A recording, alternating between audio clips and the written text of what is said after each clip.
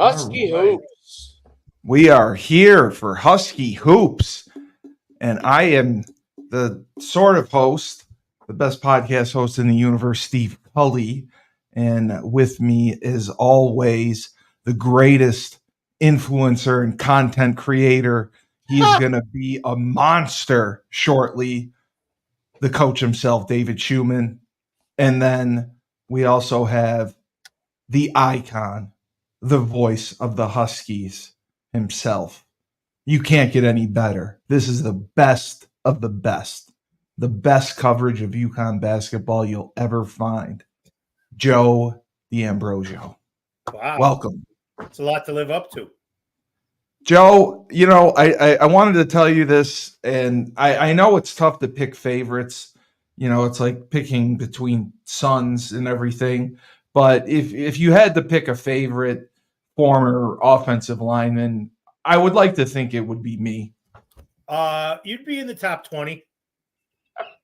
That's Top 20. somewhat promising. I'd say Brian Markowski's up there. Marco's up there. Yep. Dan Hicks is up there. Yep. Billy Irwin is certainly up there. Billy Irwin? Yeah. Oh, my God. You know what? For the next time we do this, I'll do some research and I'll rank the top 20 offensive linemen in my time at UConn. Who would be one? Who would be number one? He said he liked Markowski. I think it would be Markowski. Markowski's a Jersey guy. Markowski was a Jersey prick, so I can see that for sure. What about Lyndon Johnson? He's thinking Ryan Krug too. Ryan Krug, I think you're thinking of. Krug would be right up there. Krug. Yeah, you would like Krug. So I've got a homework project for next time. He does. Looking forward to that. He does. We're putting him to work right away. I was just looking at this, and they're raising the banner tonight, but it had also said that the freshman Liam McNeely may be injured slightly with like a calf strain. Is that? Yeah, I mean, I don't think it's cause for concern. I think if it was a higher profile opponent, he probably could play. But don't forget, Steph Castle missed 5 or 6 games last year too. I think you're always a little more cautious with freshmen.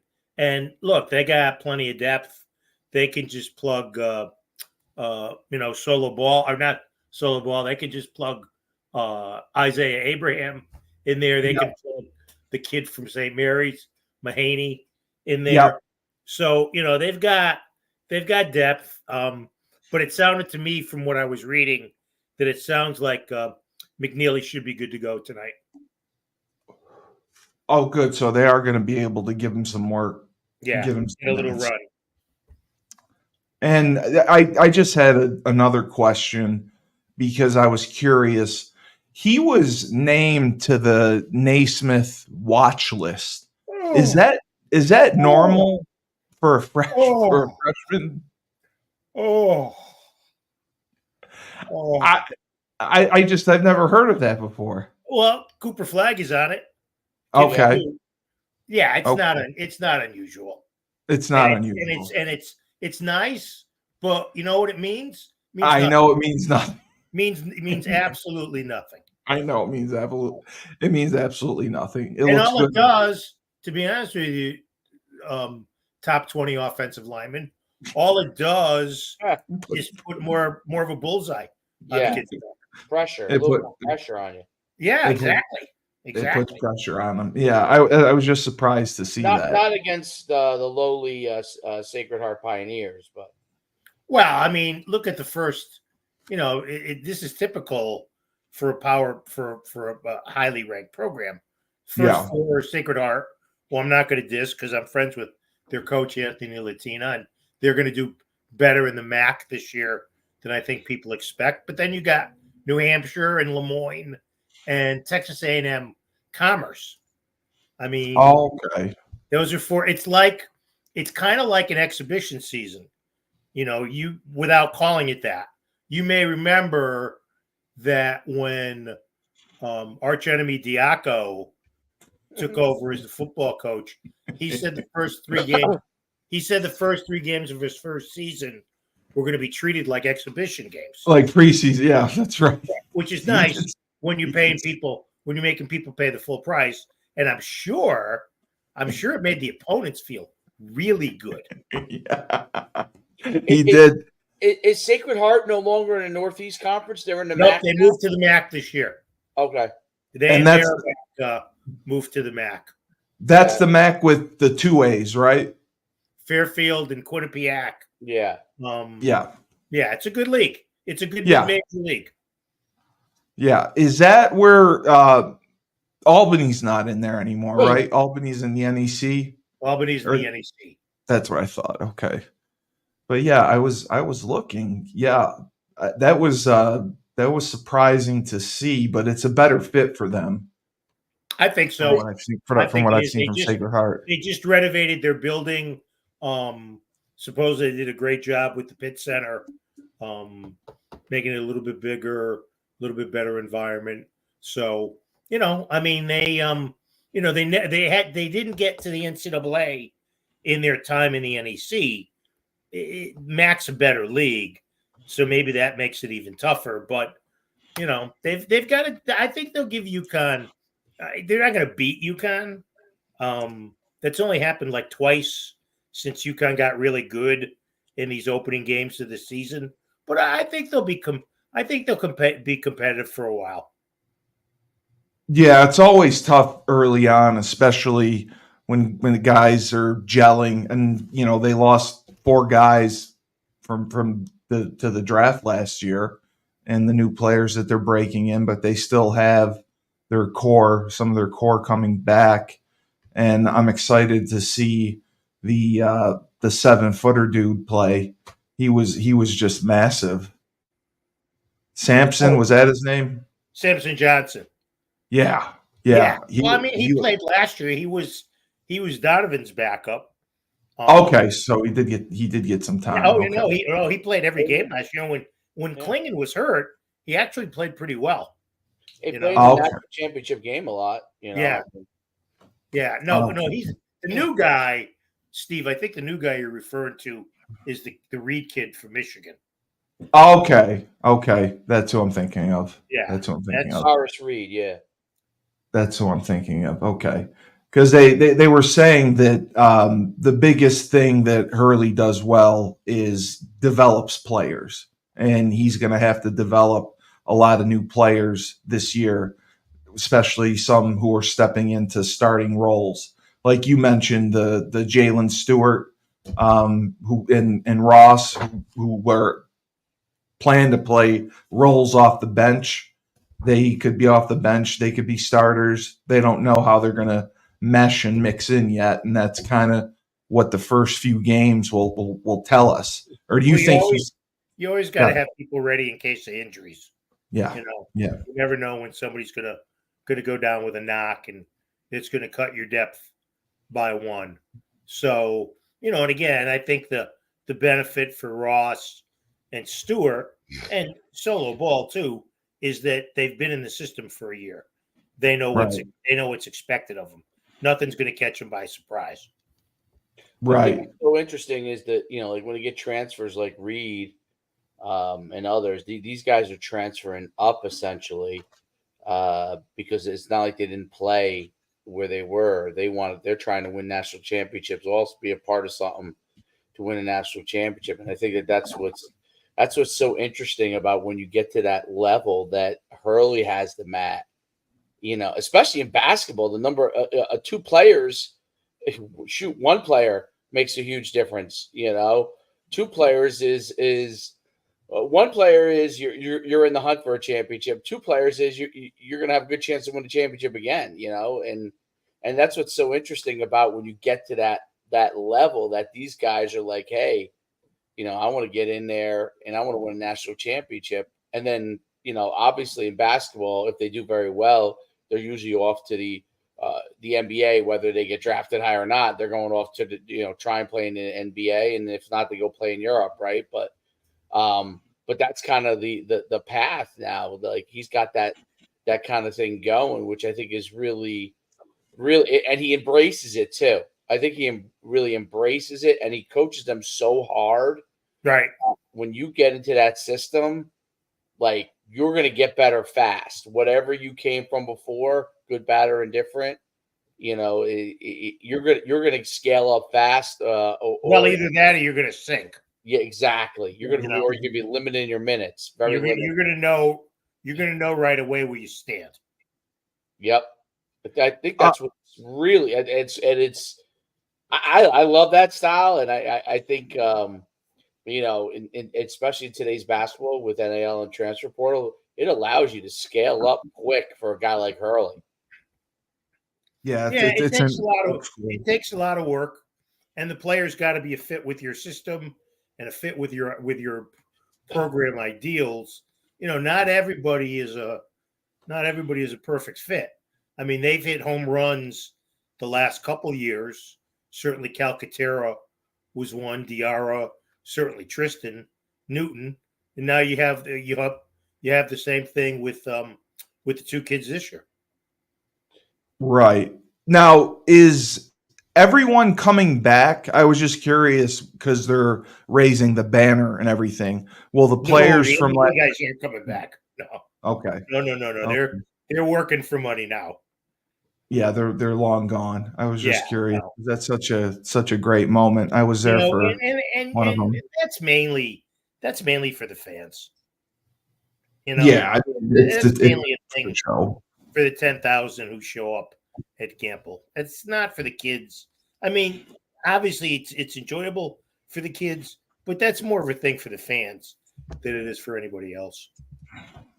Yeah, getting them to raise another banner, especially 2 years in a row. Yep. And that's why they draw.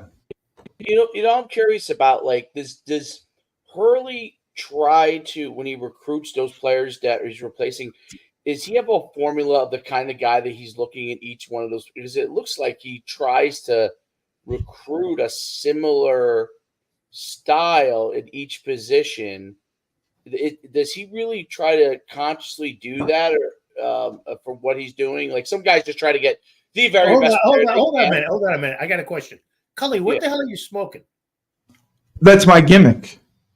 It's just a cigarette. I'm not smoking pot or anything.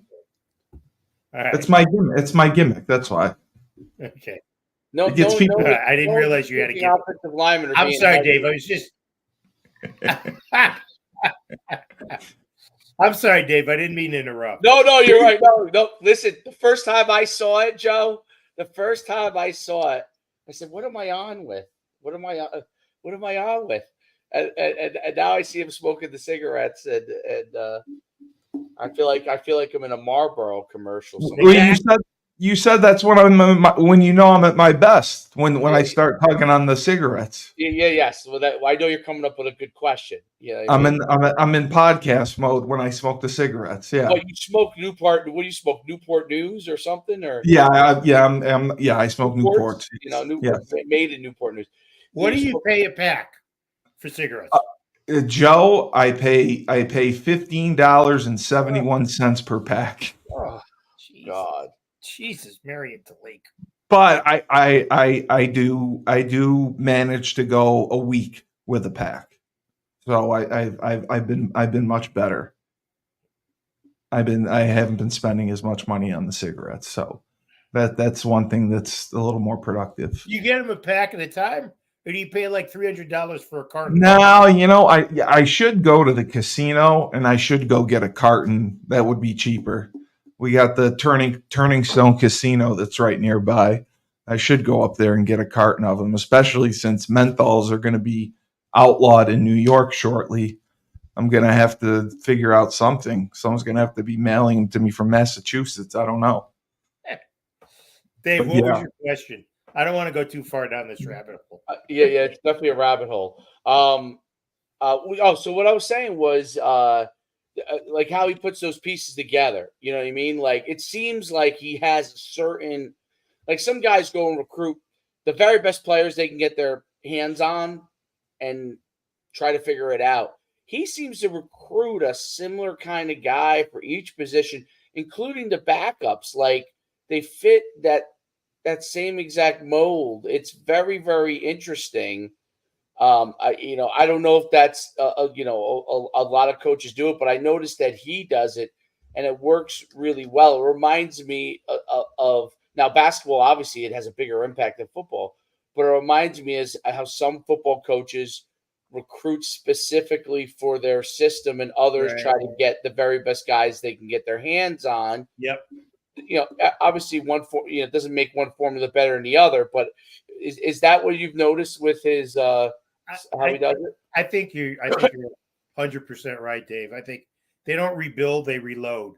I mean, Newton leaves, Diarra's there to pick up at the point. Spencer leaves, he brings in the Mahaney kid. Castle leaves, and he brings in McNeely.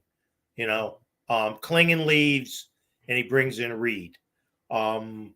It's about filling the position with people with similar skill sets so that you don't have to change everything around in your offense or your defense. But I think, I don't have any doubts that he and the staff try to reload at a position. They've got a certain skill type that they're looking for at the shooting guard. They've gotten a certain skill type that needs to do certain skills at the small forward. And I think that's now look, if you had a generational talent like Cooper Flagg is supposed to be, then you don't worry about that. But you keep getting kids in the top 100, and again, I think those numbers are crap, but they use them. But you get kids who are highly touted, no matter what their number is. Then I think you can do that. And plus, as we said last week, look, kids want to come here because they know they'll have a shot at the show. Yeah, that's one of the biggest reasons.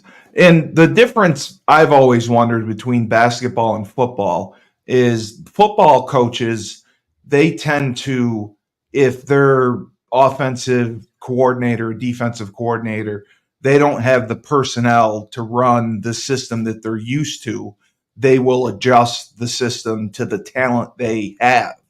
I don't know if basketball, do they necessarily do that? Oh, If they don't have, okay, they do. Oh, yeah. He will. They will adjust if they don't. Yeah, not everybody operates like UConn does. Okay. In that regard, some teams just go for the best available talent and they'll figure out a way to get them to play together. And a lot of times that works, and sometimes it doesn't. But I think there's a lot of teams that just go out and stockpile talent. And like Gino probably does that, right? Like Gino seems like he's, at least in the old days, used to stockpile talent, and he'll figure out where to put them. Depending on I don't think that's as much the case anymore. Okay. But I think you're right. I think they did, Yeah, because there's so much more harder. parity. As you talked about, there's so much more parity in the women's game than even 15, 20 years ago. There's so even many more so than 10 years ago. Yeah. There's many more good teams. And it's just crazy to see UConn not always winning national championships, going this long without winning one, and the rankings too. Well, they're second this year. There's not much more you can do than that. No, I get that. And look, they go to the Final Four almost every year. And then when you get to the Final Four, sometimes it's a crapshoot. Sometimes it's matchups. Last year they match up with Iowa. UConn didn't have a bunch of players, and they still almost won to get to the championship game. Right. No, I saw that for sure. And then just looking at the schedule, you saw it through the haze of smoke. The haze of smoke. I mean, so at least it's not purple haze. As far as we know. As far as we know. So, I mean, the real test you mentioned was the Baylor game. They got Baylor, Texas, and Gonzaga. Well, they'll get tested in Hawaii. Right. You that can go to tournament. Hawaii and play Memphis, Michigan State, and North Carolina. That would be a pretty good. That would be a pretty good 3 teams to to fight your way through. But Right. the game, the Baylor game at Gamble, the game at Texas, the Gonzaga game at Madison Square Garden, those are all really good tune-ups because then right after that, you're in the Big East play. You're in the Big East play. Right. And I was looking to see, is it really Creighton and Marquette, Nova? Those are the three top teams. And you Oh, I said don't think St. Nova. John's. No, Nova's not. Not Nova. I think St. John's is. I think the top four are UConn, Creighton, Marquette, and St. John's. So, yeah, St. John's is second year with Patino, especially. Right. And again, they brought in, he's a guy that just brings in a bunch of talent and figures out where they're going to play. He brought in a kid. He brought in Kadari Richmond from Seton Hall. So when St. John's plays Seton Hall, that's going to be bloodletting. And I'm not. Look, the kids can transfer all they want, but there used to be a league rule in the Big East. If you transferred from one big school to the other, you didn't have to sit out 1 year. You had to sit out 2. 2 years. Yeah. Yeah. And I think the NCAA was trying to put a limit on that for the transfer portal to cut it to 2 instead of 3, because I know some kids were transferring like it was basically free agency. Well, I mean, there's some kids who are on their 4th school. Yeah, That's ridiculous. It makes no sense. It makes no sense. So they'll redshirt or whatever, and then they'll transfer 4 times basically. And that's what I mean about like developing players, developing mental toughness. It's if you're not playing early on, instead of working and trying to get better and trying to get yourself into the rotation, you just want out. You throw yourself in the portal. I don't want to be the get off my lawn guy. It's a whole different world. No, I agree. Plus the athletes are hearing from their high school coaches, they're hearing from their AAU coaches, they're hearing from their quote unquote advisors, they're hearing from their parents. They got so many voices in their head. And if you think you got a kid who should be playing somewhere, then you encourage them to leave and find another place. Yeah. And that's what I don't like. That's what I think that you build your mental toughness by sticking it out and working and getting better and improving. And that's how you get on the court. You don't just get up and leave. I mean, there's got to be some sense of loyalty. And I know money's involved and that makes things a lot different. But when you basketball, that went out the door long before NIL, went out the door with one and done. Yes, when one and done came in. Yeah, I mean, the NCAA conscious, I think I said this last time. I always think you're better off of letting them leave in high school. If they want to go to the pros, like for better or worse, like they go, like LeBron did or Kobe, the numerous guys, Tracy McGrady, like those guys go. It's hit or miss, right? Whether they succeed, but you're better off like letting them go, taking their shot, and then you don't have to worry about babysitting that stuff. But the one and done puts that back into the mix. I mean, that's what I think is so great about Hurley's system of how he fits the players into what he does.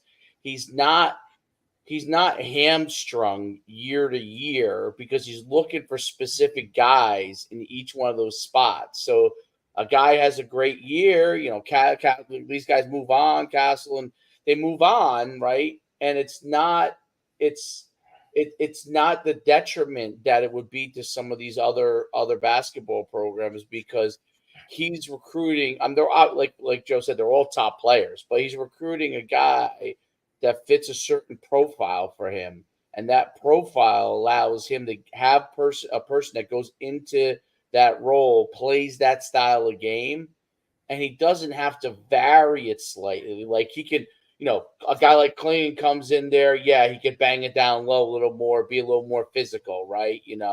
A guy comes in like Sampson, who's more of a jumper. He could, move the game a little. But he has the guy. His backup is a little more like Klingon. You know what I mean? He's not as tall, but he's a little more like Klingon. He's a little more physical. You know, so he kind of puts those guys into those pegs, into those roles, and that allows. For me, I would think it would allow me as a coach to have a certain ability to have a certain level of certainty of what I can look at in Right. the game. Like, okay, this guy who I recruited for this role is fulfilling what I recruited him to do. He's not fulfilling it. I could fix certain things, or next year I'm going to have to find a guy to fill that role because he's Right. not really doing what I need.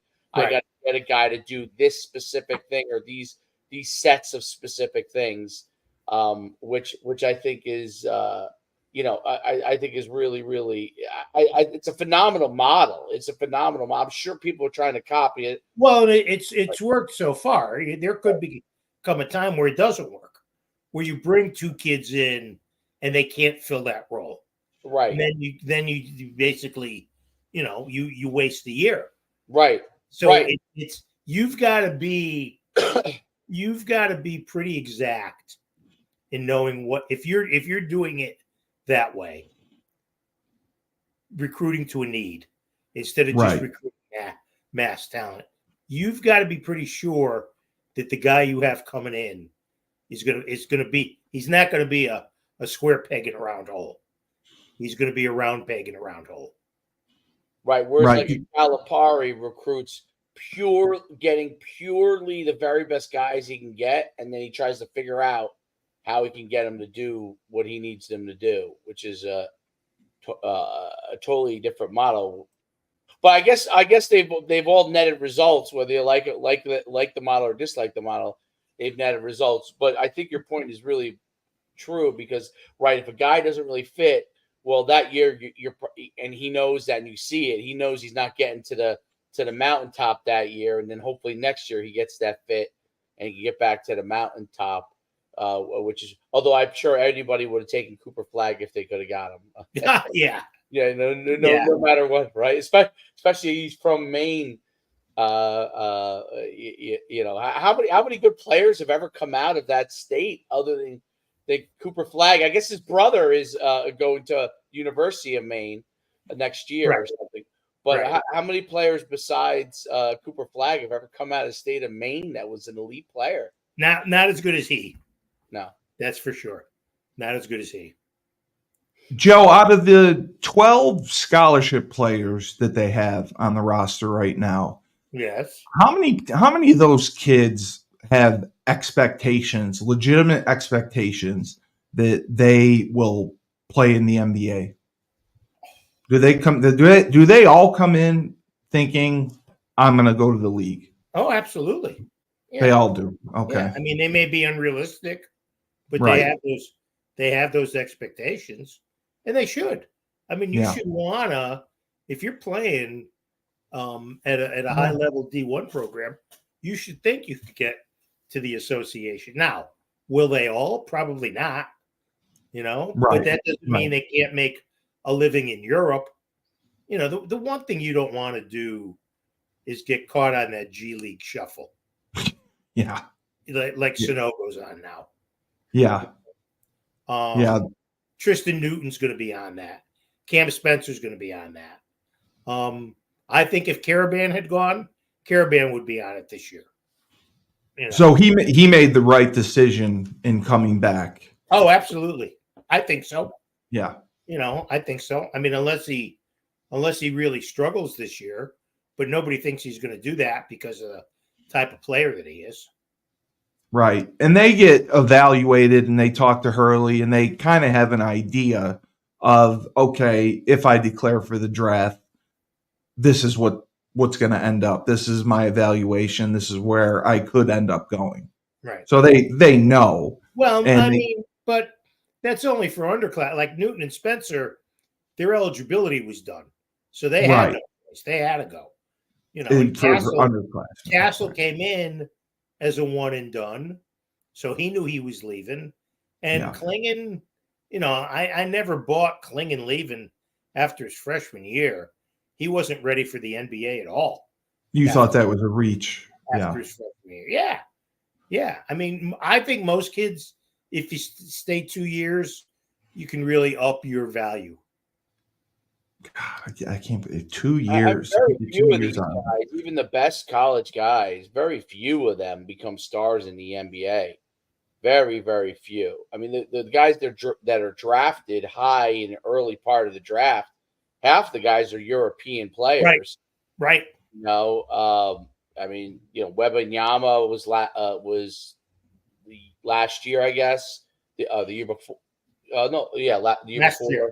Yeah, yep. And then so it's a lot. Half of them are European players, and then obviously then you have the college American players. But I watched the draft. It's like I don't know who this guy other than Wembanyama, who I heard about. Obviously, like I don't know who this guy is. I don't know who this guy is. I don't know they're European players. Right. Like the top 2 picks this year were both French kids who didn't even make the French Olympic team.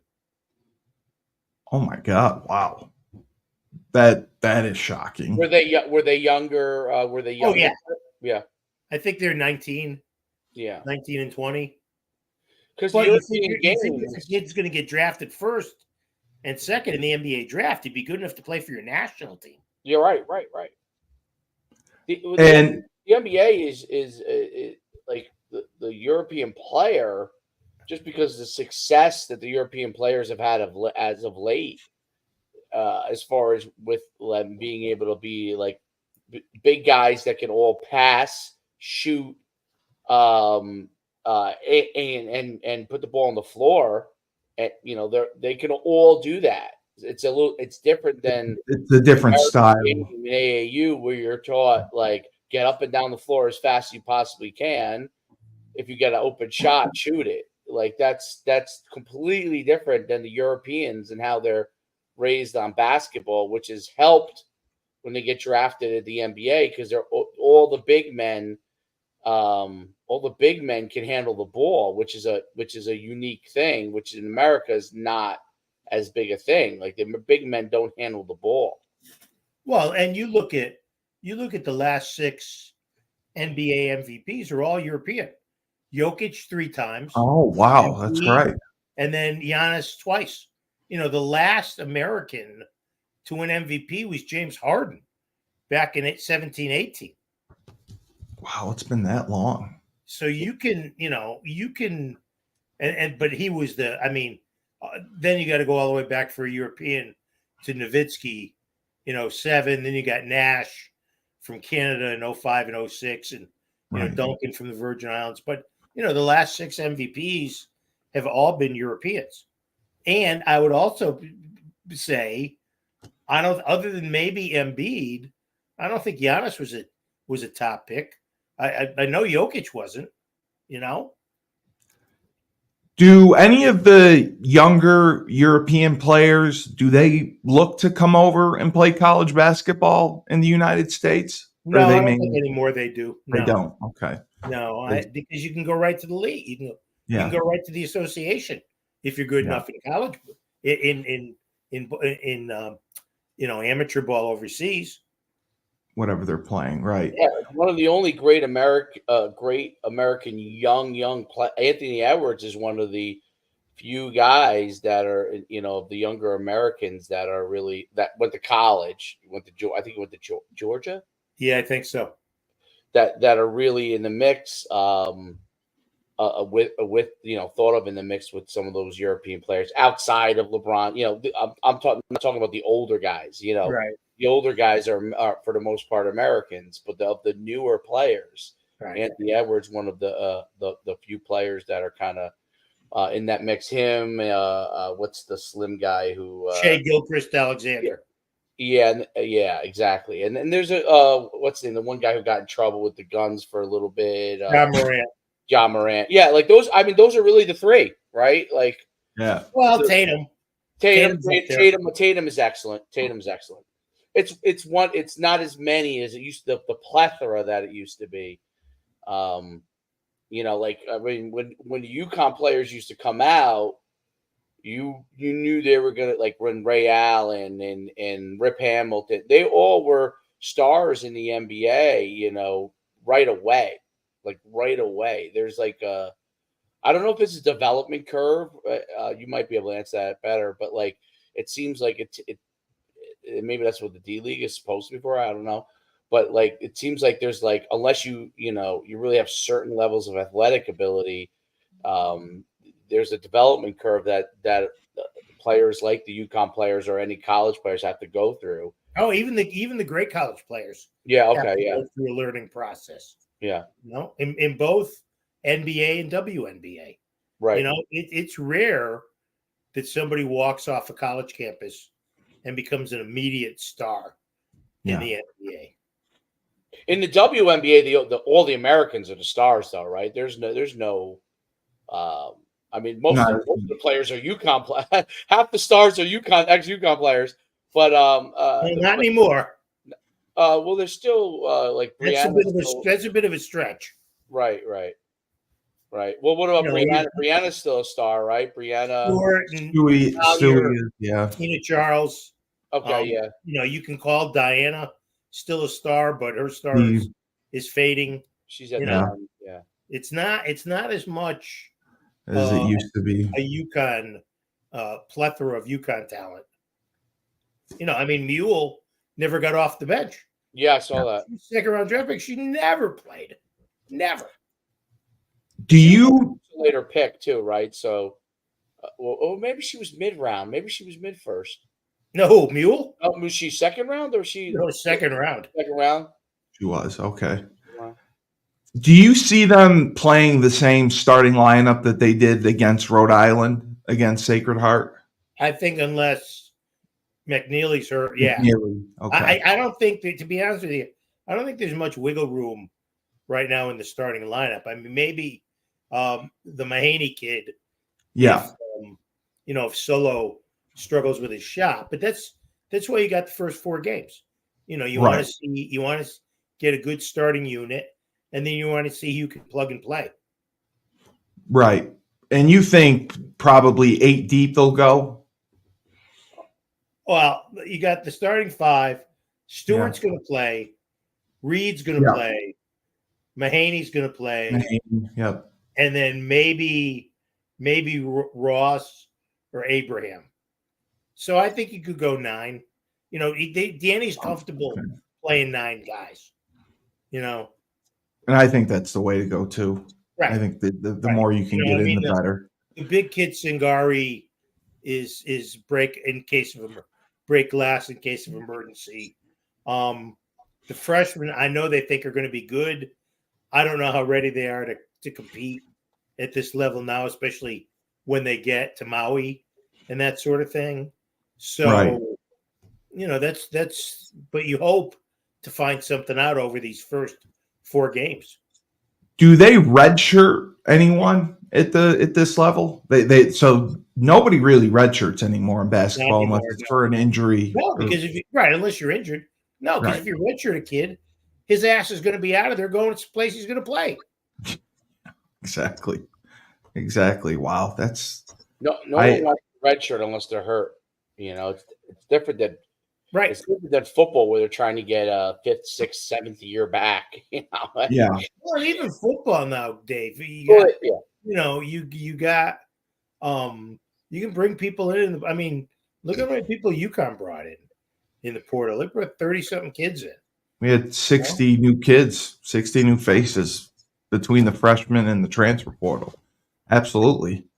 And I think that's why that first game was as rough as it was, unfortunately. Well, I think the first game was rough because it was Maryland. Yeah. I don't think the transfer portal had anything to do with 50 to 7.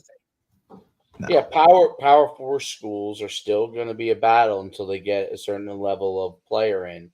Oh, absolutely. It's just a different. It's a money thing. I mean, it's just. I'm curious. What do they? I don't know if I asked you this last time. What does UConn pay an NAL for their top players at the no idea for basketball? Idea. Yeah, and to be honest with you, not interested. Yeah, no idea. Not interested. Do they? Is that disclosed or is that kept? Oh, it is. Okay. I think it's tightly under wraps. Yeah, they don't disclose it unless you're like Ohio State and you brag about it that you raised $30 million for football. Right. Otherwise, they keep it close to the vest. And like I said, I can't believe that like the collectives don't work together. They'll give money to whoever they want to. They don't work with the coach. Some of them don't work with the coaching staffs at all. They just pay who they want to pay and go from there. Well, that's yes and no. I mean, if a kid's not, they're gonna find out from the coach if a kid's gonna play or not. Oh, okay. They're not gonna give somebody. I'm just throwing some out there. It has You're no right. relevance. I'm just using it as a figure, but they're not going to pay somebody $20,000 if the kid's going to be third string. Did you see, Joe, that? In fact, let me interrupt you for a minute. Yeah, go ahead. No, I think it goes the other way around. I think the coach, in fact, I know it does. Coach goes to the NIL and says, "What do we have? What can we do? What can we do for this kid?" I mean, I'm sure they did that for the wide receiver, the kid Ball, Skylar Bell. Yeah, Skylar Bell, and then he brought the quarterback with him, Evers. Yep. I think it's always the coach goes to the NIL and says, where are we, or can we do this? This kid wants like Cully wants $15,000. Can we give it? So yeah. Dave, I want $15,000. So we don't even know if you're top 20 offensive lineman yet. So I'd be holding off. On those pay requests. If you're not top 20, you may not get much of a sandwich. You may have to pay us. Or a carton of cigarettes, I guess, in your case. I had read or saw a video on where they were stating that somewhere between 3,000 to 5,000 Olympic sports across universities may get eliminated because of, I don't know if this affects UConn at all, but because the money that it didn't make a ton of sense to me, but essentially the money that everything is costing and facilities and all this other stuff and how they have to raise and then giving it back out, that some of these Olympic sports are going to bite the dust, right? The non-revenue ones, yeah. Yeah. Well, hold on. You're not bumping. No, that's not. No, you're not bumping women's sports. I mean, no, you can't. You can't. No, right. No, you're right. You're right. You're not bumping. You're not bumping women's lacrosse, so you can keep men's rowing. Right. It's going to be men's rowing, right? That's just not going to happen. So would it be? You're right, because it's Title IX. So if that is true, then you're talking mostly men's sports that will be eliminated, right? I would think so. Yeah. Well, they were saying because of this. If you take a men's sport off, then maybe you can take a women's sport out. But you have to have a balance. You can't have, it's not even the sports per se. It's scholarships because the limits are going up. Given out to the men. And then how many scholarships you're giving out to the women? That's what the barometer is. Yeah, because the scholarship limits, if I don't know if it went through or not, the scholarship limits are going up in every sport. Just like we talked about football going to 105, that's the scholarship limit and the roster limit. So I read the same article that said that they may cut sports or may not fund other sports fully and then fund the other sports that they think they can make or generate revenue off of. Well, but you're not going to, but look, baseball's not a revenue generating sport. Nobody's cutting baseball. No. Softball's not a revenue. Well, they may not give this the full scholarship limit. I mean, they were saying instead of because the scholarship limit went up. Yeah. Because the 105 scholarship limit in football, they may not fund 105 scholarships in football. Well, they could be partial. Yeah. Yeah. And they may fund more scholarships in baseball, or they may fund more scholarships in lacrosse. They may not take advantage of the scholarship limit increase across the board that the NCAA has approved, which I thought was just wild. Some of the numbers, if you saw it, that they're looking at, like Charlie Baker. I just clicked on the 2017 football team, which would have been my last, and I got 2 kids on there already, Brian Keating and Ryan Crozier. So you're screwed. You got no shot. He's already looking. You could be 15 to 20, but you are not going to be top 10. I can tell you that right now. I'm trying to think from my Sherrard Joseph must be up there from my era, and then yeah, but I didn't cover your teams. Oh, you didn't? You didn't cover our teams. No, when did you graduate? I graduated in 96. 96, yeah. Oh, I was there. I was there. You were the voice. Yeah, you were definitely a voice of it. Did you even play? What? How much did you play? He was a linebacker. Are you kidding me? No, I am kidding you. I'm busting your ass. No, T. Kloss. T. Kloss was. T. Kloss probably. I love Trevor. I lost Tavares. Yeah, he'd be up there. Steve, I hate to disappoint you, but he'd be up there. I'm moving down the list pretty fast. I'm moving down pretty fast. If we did this for 2 hours, which would make me pull the rest of my hair out, I'm sure I'd find. Who's your number 1 QB? I'm curious. Oh, I was always Shane Stafford. Oh, really? Shane and Danny. Yeah. 1 and 1A. Then Danny. 1 and 1A. Yeah. Shane. Who would be third for you? I'll tell you the kid who's the toughest quarterback ever to play quarterback there was Brian Sheriffs. He was newer, right? Yeah, he was a later user. He was later. Yeah. Tough as nails. I'd have to look. Was he Diaco or no? I think he might have been. I like Tyler Lorenzen. I thought he was tough.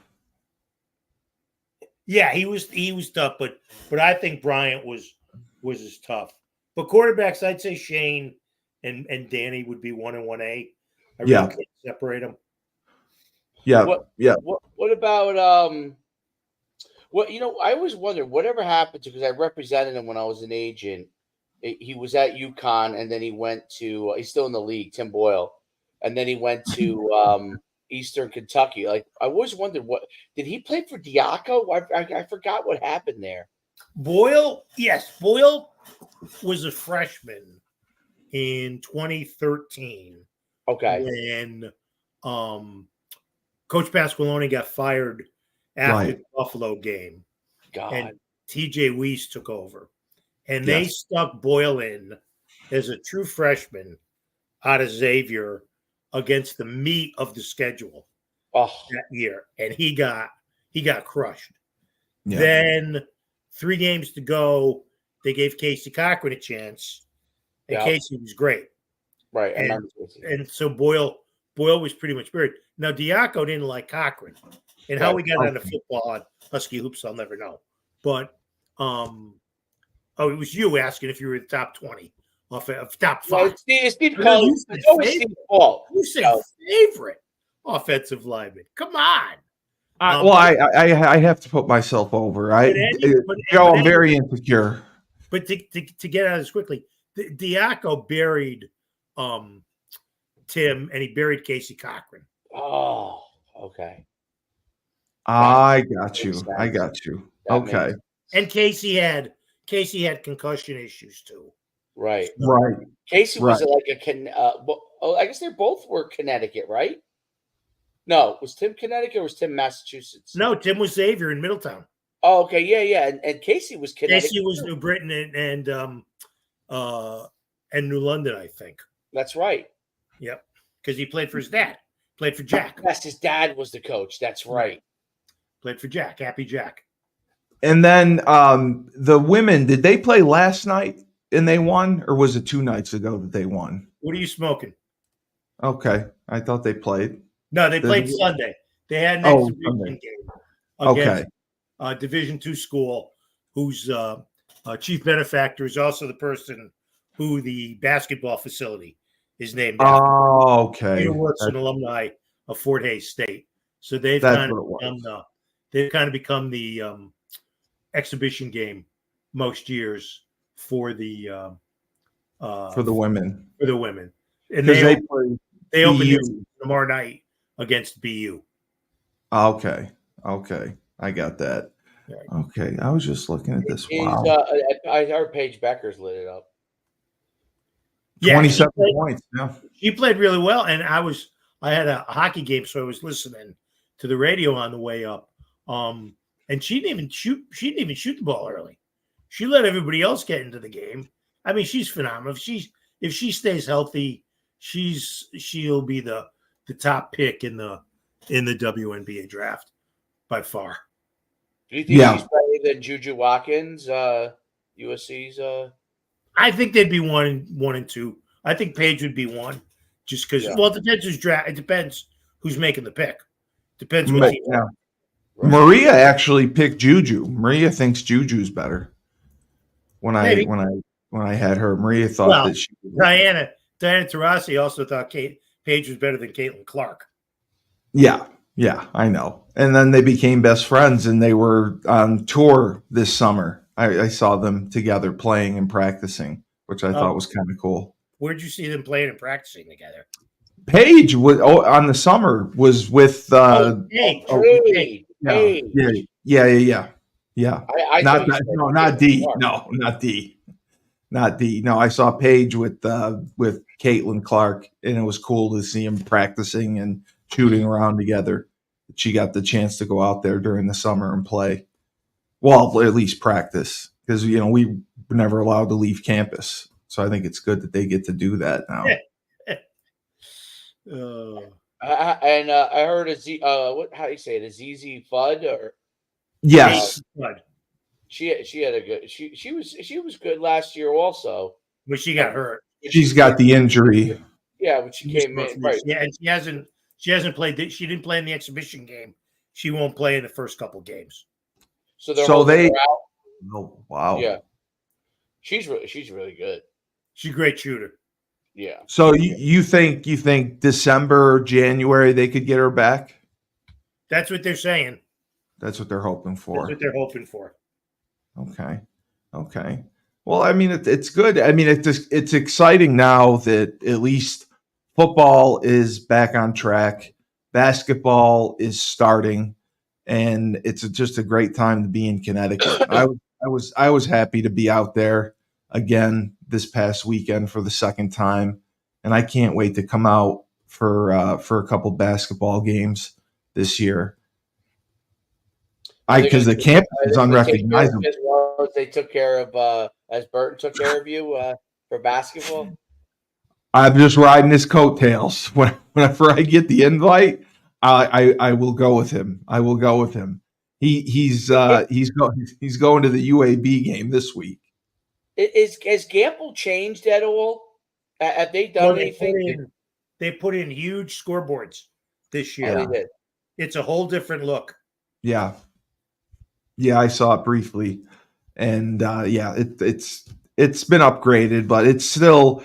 Is it like 9,000 capacity? 10,000? It's right at 10,000. Yeah, and but they still have no suites or anything like that there. No. It's the way it's set up. It's impossible to put those things in. So that's why I think they should build a new dome there. Well, that's why they have the XL Center. That's why they play half the games at the XL Center. That's Hartford. Right? Yeah, I know. Believe me, I know. That's why we all thought. This is me as an alumni talking who's not near campus, right? Like, yes, that stadium has been around for a long time. Like, I mean, the UConn's won a bazillion championships. You're right. We can't build the best arena in the country right on campus. I didn't even think about that. Here's my question. Could they upgrade it? Yeah. Here's my question, David. Where are you putting it? Well, I mean, right. I guess I don't know. That's the question, obviously. But Well, you could well, upgrade. if you slammed it all down, could you build up there? Yeah. I mean, with Gamble, if you keep it where it is and just Or you renovate slammed it, it down and you just like literally tore it down. I mean, they destroyed beautiful Memorial Stadium, so they could. beautiful Memorial Stadium. Words never uttered by anybody. No, the stands that went all the way up on one side, like you're at a Division One program, and then on the other side were high school bleachers. So No, it was funny because I interviewed Julius Williams the other day. He came from Georgia, and he had seen pictures of the old stadium, and he couldn't believe it. He was like, "There's no way I would play in the stadium with the way it was shaped and it looked." And like people, I remember people would watch from the parking garage. That's how it would be, because that one side was huge. Our side was low, and then people were all over just trying to get a seat. It was just a mess. But I do wish that they had built the stadium on campus, and I know they tried. And Joe, the other thing, I interviewed some guys from the past, like the early 90s. They had said that even back then they were talking about going to 1A and going into the Big East. I didn't know it was like a project that took like 12 years to go through. Yeah. It was always in talks. Was it always like Lou Perkins? Was that like his vision to make it Division One? Yes. Yep.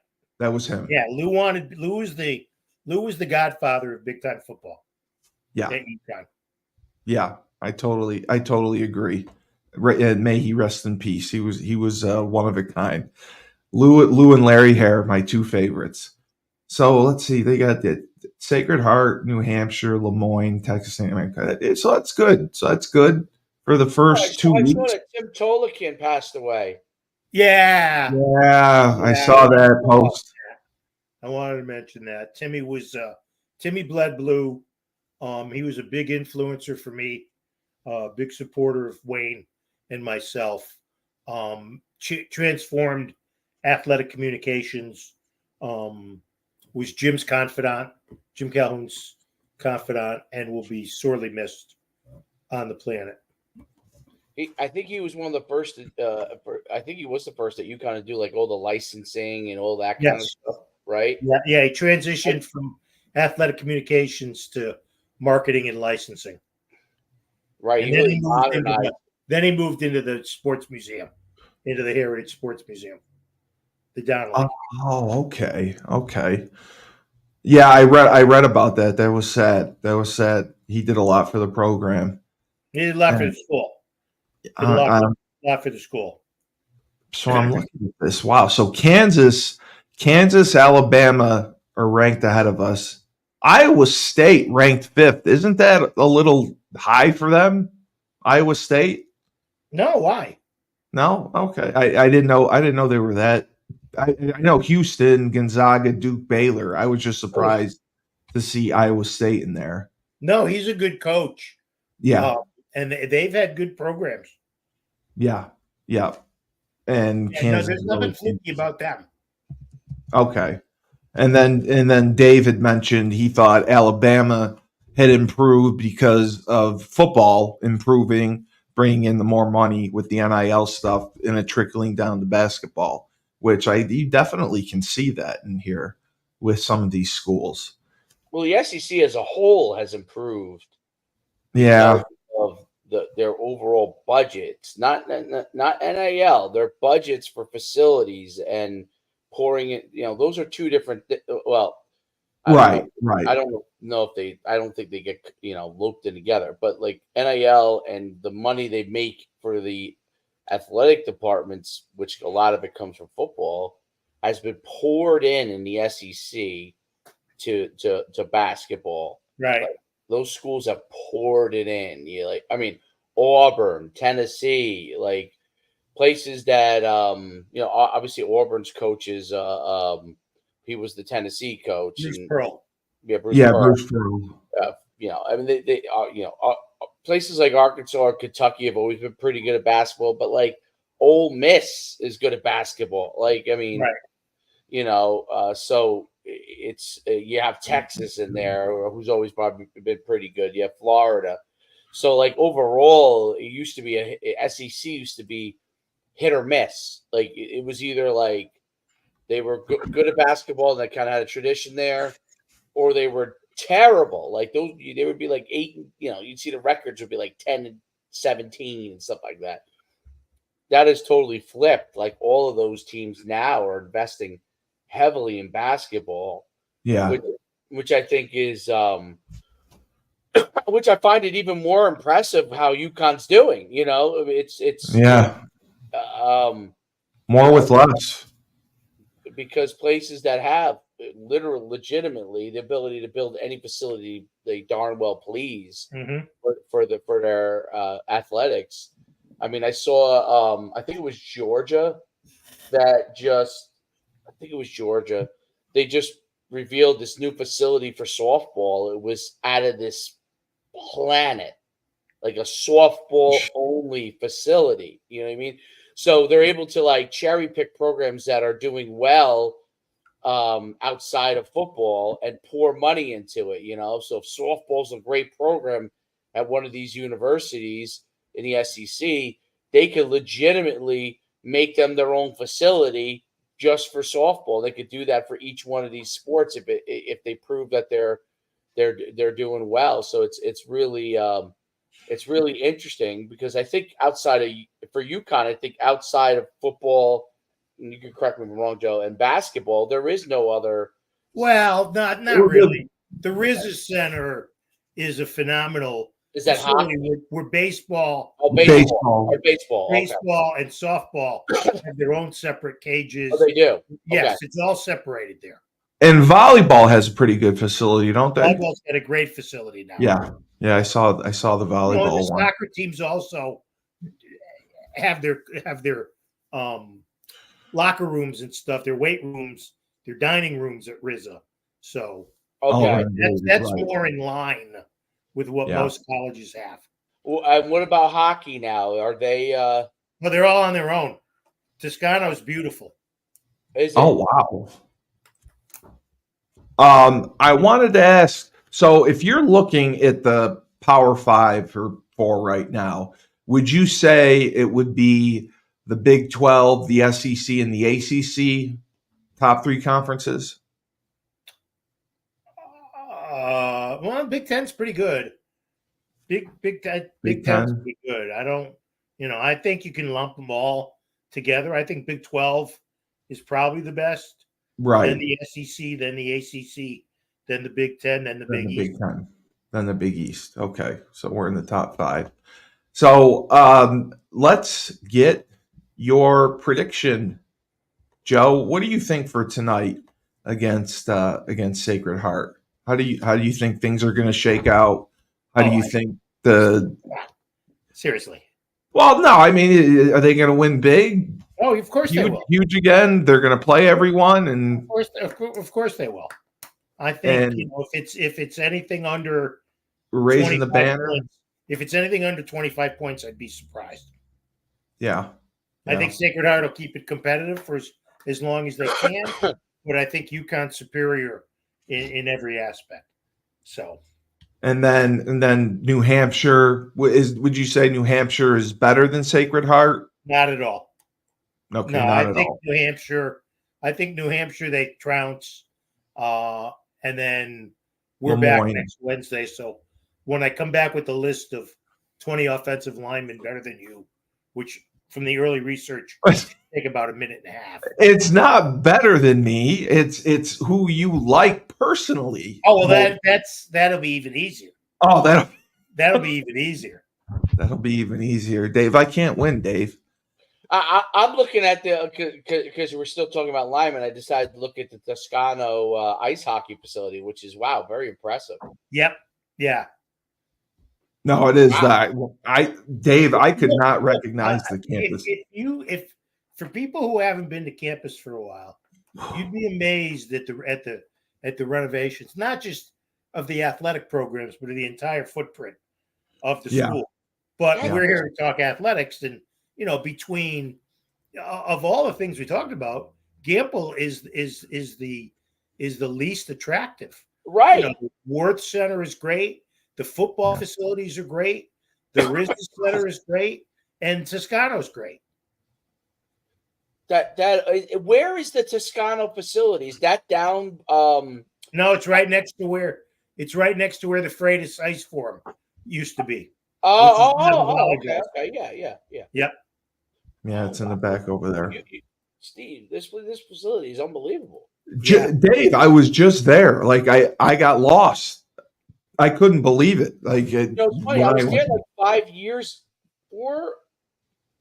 4 years ago, but I don't know. Some of these things maybe 4 or 5 years ago. Some of these things may not have been built. I think the basketball. None of them were. Oh, they were? None of them were? None of them were built. No. None of them were built. Okay. The basketball one was built, I think. I think basketball was being built when I was there. It was being built then. Yeah. It was being built because I would have went in if it was built. Because when I saw the basketball and the volleyball, I was like, wow, it's just so impressive, the facilities. I mean, it's an arms race now with all the schools. Sure. It's an arms race to see who can have the best facilities. But I think it'll be fun. I'm going to get a chance to watch some UConn basketball.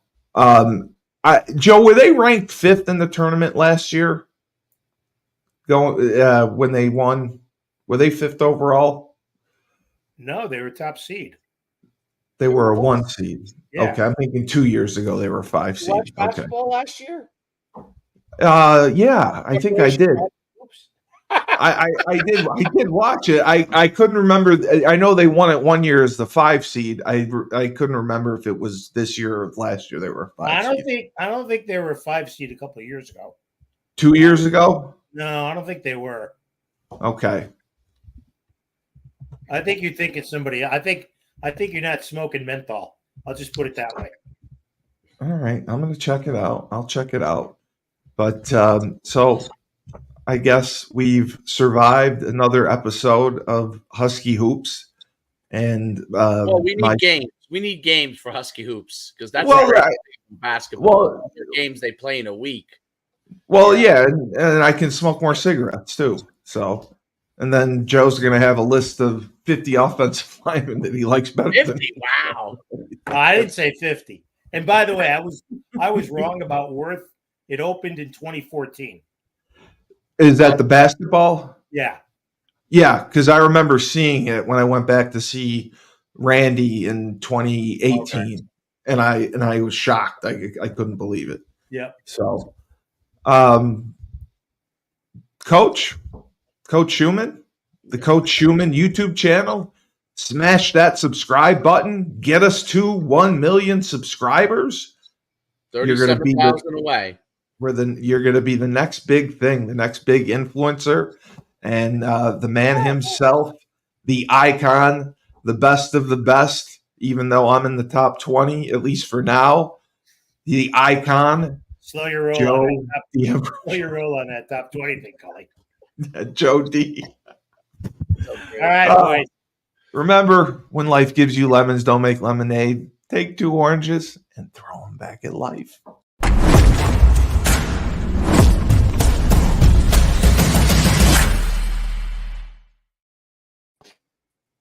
All right.